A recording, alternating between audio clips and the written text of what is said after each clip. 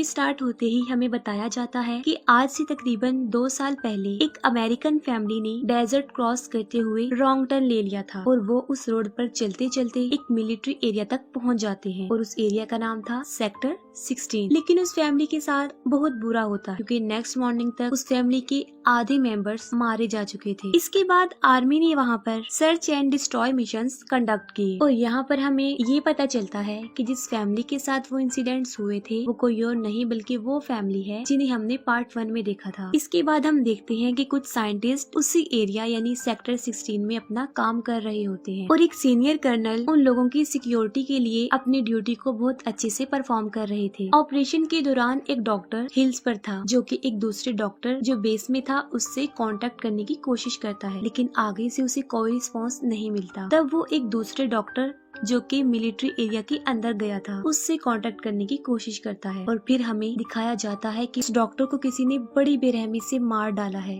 और उसके 2 टुकड़े कर दिए हैं। उस डॉक्टर को कोई रिस्पांस ना मिलने पर वो वापस जाने लगता है और तभी वहाँ पर वो एक म्यूटेंट को देखता है जो कि स्नेक खा रहा था। वो म्यूटेंट उस डॉक्टर को कोई नुकसान पहुँचाए बगैर उसे वहाँ से भाग जाने को कहता है, लेकिन इससे पहले कि वो उसे अंडरस्टैंड कर पाता पीछे से आकर एक दूसरा म्यूटेंट उसके सर में एक कुल्हाड़ी मार देता है। उसके चिल्लाने की आवाज कर्नल भी सुन लेते हैं, लेकिन तभी एक दूसरा म्यूटेंट कर्नल को नेज़े की तरह नजर आने वाले रॉड से उठाकर पहाड़ से नीचे फेंक देता है। इसके बाद हमें कुछ यूएस मिलिट्री सोल्जर्स दिखाए जाते हैं जो कि अपनी ट्रेनिंग कंप्लीट करने के बाद वापस बेस में जा रहे थे। रास्ते में उन्हें सेक्टर 16 पर सप्लाईज प्रोवाइड करते हुए जाना था और वो लोग सेक्टर 16 में पहुंच जाते हैं, लेकिन वो देखते हैं कि कैंप में कोई भी नहीं है। वहीं पर उन्हें रेडियो पर एक कॉल भी रिसीव होती है, लेकिन सिग्नल्स इतने वीक होते हैं कि उन्हें कुछ भी समझ नहीं आती और तभी वो एक हिल्स पर मिरर सिग्नल को नोटिस करते हैं। उसे देखकर उन सब का लीडर सार्जेंट की समझता है कि शायद वहाँ से कोई मदद मांगने की कोशिश कर रहा है और वो फौरन सबको सर्च एंड रेस्क्यू मिशन का ऑर्डर दे देता है। सार्जेंट उन सब सोल्जर्स को लेकर अपने मिशन के लिए आगे बढ़ जाता है और 2 सोल्जर्स जिसमें मेल सोल्जर का नाम नेपोलियन और फीमेल सोल्जर का नाम एम्बर होता है वो उन्हें वहीं पर छोड़ देता है, इसलिए कि अगर वहाँ पर कोई आ जाए तो। आगे बढ़ते हुए उन सोल्जर्स में से एक सोल्जर एक बहुत बड़े डिज में गिर जाता है जिससे उसका घुटना फ्रैक्चर हो जाता है और अब वो ठीक से चल नहीं पा रहा था, जिस पर सार्जेंट उसे वापस कैंप पर जाने के लिए कहते हैं। दूसरी तरफ नेपोलियन वॉशरूम में जाता है और टॉयलेट में वो हाथ देखकर डर जाता है और चिल्लाते हुए बाहर आ जाता है। एम्बर जब जाकर चेक करती है तो वहाँ पर टॉयलेट में वो एक डॉक्टर को देखते हैं जो कि उस मिशन का हिस्सा था और वो उन दोनों से हेल्प मांग रहा था। उसे देखकर वो काफी घबरा जाते हैं। वो दोनों उसे बाहर निकाल लेते हैं और उसकी बॉडी को साफ करते हैं और देखते हैं कि उसकी बॉडी पर बहुत ज्यादा कट्स लगे हुए हैं और यकीनन ये काम उन्हीं म्यूटेंट्स का था और उन म्यूटेंट्स ने उसे इन्फेक्शन से मरने के लिए उस जगह पर छोड़ दिया था। उस डॉक्टर की हालत काफी खराब थी। वो बस ये कहता है वो यहाँ है और ये कहते ही वो फौरन मर जाता है। एम्बर और नेपोलियन काफी डर जाते हैं, लेकिन तभी वो देखते हैं कि किसी ने उनके ट्रक को आग लगा दी है। तब वो जल्दी से अपनी गन्स उठाने के लिए भागते हैं, लेकिन वो देखते हैं कि उनकी गन्स भी गायब थी, उनकी गन्स भी वहाँ पर नहीं थी। तब एम्बर उसे कहती है कि वो भी बाकी सोल्जर्स के पास ऊपर जा रही है, लेकिन नेपोलियन वहाँ जाना नहीं चाहता था, वो नीचे रहने को ही प्रेफर करता है। एम्बर अभी थोड़ी ही दूरी पर जाती है कि एक म्यूटेंट उसे पकड़ लेता है। ये सब कुछ नेपोलियन भी देखता है और वो हेल्प के लिए उसकी तरफ भागता है। एम्बर उस म्यूटेंट का मुकाबला करती है और उसे बचने की काफी कोशिश करती है और तभी म्यूटेंट उसे ले जाने की बजाय उसे मारने की कोशिश करता है, लेकिन तभी पीछे से एक गोली आकर उस म्यूटेंट के शोल्डर में लग जाती है और वो जल्दी से एक होल में चला जाता है और वो गोली चलाई थी उसी सोल्जर ने जिसका घुटना फ्रैक्चर हो गया था और वो नीचे आ रहा था। एम्बर जब उस सोल्जर को देखती है तो वो उसकी तरफ भागती है, लेकिन तभी वही म्यूटेंट एक दूसरे होल से उस सोल्जर को पकड़ लेता है और वो उसे अंदर खींचने लगता है। एम्बर उसे बचाने की कोशिश करती है और इतनी ही देर में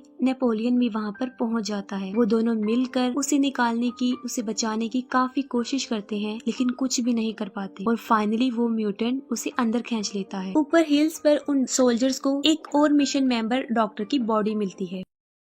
ये देखकर वो लोग काफी अलर्ट हो जाते हैं और अब वो शूट करने के लिए बिल्कुल रेडी थे। वो लोग आगे बढ़ते हैं और पीछे से एक म्यूटेंट एक सोल्जर पर अटैक कर देता है। वो लोग बगैर कुछ सोचे समझे फायरिंग करना शुरू कर देते हैं। फायरिंग के दौरान सार्जेंट अचानक से सामने आ जाता है और गोली उसे लग जाती है। सार्जेंट को गोली लगता देखकर वो सब काफी घबरा जाते हैं। वो सार्जेंट को बचाने की काफी कोशिश करते हैं, लेकिन वो मौके पर ही दम तोड़ देता है। इसी दौरान एम्बर और नेपोलियन भी वहाँ पर पहुँच जाते हैं और ये पूछने पर कि वो सोल्जर जो नीचे गया था कहाँ है, तब वो बता देते हैं कि उसे भी वो म्यूटेंट्स ले गए हैं। उन्हें पता चल चुका था कि अब वो काफी बड़ी मुश्किल में फंस चुके हैं, क्योंकि उन्हें अपनी मदद आप करनी थी और कोई सीनियर सोल्जर भी उनके ऊपर नहीं था जो उन्हें लीड करता। वो सार्जेंट की डेड बॉडी को वापस कैंप पर ले जाने का सोचते हैं। ये करने के लिए उन्हें सार्जेंट के साथ एक सोल्जर को रस्सी की मदद से नीचे उतारना था, और ये करने के लिए वो सोल्जर हामी भर देता है जिसकी गोली से सार्जेंट मरा था। वो सोल्जर सार्जेंट की बॉडी को लेकर बड़े ध्यान से नीचे उतर रहा होता है, जबकि बाकी सोल्जर्स ने रस्सी को पकड़ा हुआ था, और तभी देखते ही देखते रस्सी टूट जाती है और सार्जेंट के साथ उस सोल्जर की भी मौत हो जाती है। फिर वो नोटिस करते हैं कि रस्सी टूटी नहीं बल्कि काटी गई है। अब उन्हें इस बात का रियलाइज हो चुका था कि कोई एक एक करके उन्हें अपना शिकार बनाकर मारता जा रहा है। काफी समझदारी का मुजाहिरा करते हुए वो लोग वहाँ से नीचे उतरते हैं। रास्ते में उन्हें कर्नल मिलता है जिसकी हालत काफी खराब थी। तब वो कर्नल से इस जगह से निकलने का रास्ता पूछते हैं और वो कहता है कि सिर्फ माइंस के जरिए ही वो लोग यहाँ से निकल सकते हैं, और वो उन्हें ये भी बताता है कि वो म्यूटेंट्स सबको मार डालेंगे, लेकिन लड़कियों को वो अपनी ब्रीडिंग के लिए पकड़ कर ले जाएंगे। तब वो लोग गुस्से से उससे पूछते हैं कि आखिर उनसे कैसे बचा जा सकता है, और कर्नल सिर्फ एक ही वर्ड बोलता है, सिंपल, और ये कहते ही वो खुद को शूट कर लेता है। एम्बर और मिसी बैठी होती है। वो इसलिए बैठी थी क्योंकि ये म्यूटेंट्स को पकड़ने के लिए बिछाया गया ट्रैप था। तभी एक म्यूटेंट पीछे से आकर उन्हें पकड़ने लगता है और सब सोल्जर्स गोलियों की बारिश कर देते हैं और वो मर जाता है। मिसी जो कि बाकी सोल्जर से अलग होती है और उसे एक म्यूटेंट उठाकर ले जाता है। मिसी के बाकी साथी उसके चिल्लाने की आवाज सुन लेते हैं और उस आवाज को फॉलो करते करते वो माइन तक पहुंच जाते हैं। उनमें से एक सोल्जर उन लोगों के साथ आगे माइन में नहीं जाना चाहता था और वो उन्हें छोड़कर अकेला ही वहाँ से चला जाता है, लेकिन बाहर अकेला वो ज्यादा देर तक जिंदा नहीं रहता। एक म्यूटेंट उसे हिल्स के बीच से पकड़ लेता है और उसका एक हाथ ही उखाड़ देता है और उसे पहाड़ी से नीचे फेंक कर मार डालता है। वो लोग माइन में काफी आगे तक निकल आते हैं और तभी नेपोलियन और एम्बर एक डिच में गिरकर नीचे एक सीक्रेट जगह पर चले जाते हैं और दोनों बेहोश हो जाते हैं। बाकी जो सोल्जर रह गए थे वो किसी तरह उन तक पहुंचने की कोशिश करते हैं। दूसरी तरफ वही म्यूटेंट बेटा अब एम्बर को पकड़ लेता है। तब नेपोलियन एक पत्थर से उसके सर पर कई बार वार करके उसका सर कुचल के उसे मार डालता है, और इतनी ही देर में एक और म्यूटेंट वहाँ पर आ जाता है जो कि ब्लाइंड था। वो बस उनकी स्मेल से ही उन्हें महसूस कर रहा था। उससे बचने के लिए वो दोनों एक सीक्रेट डोर से नीचे गिर जाते हैं और वहाँ पर उन्हें एक और म्यूटेंट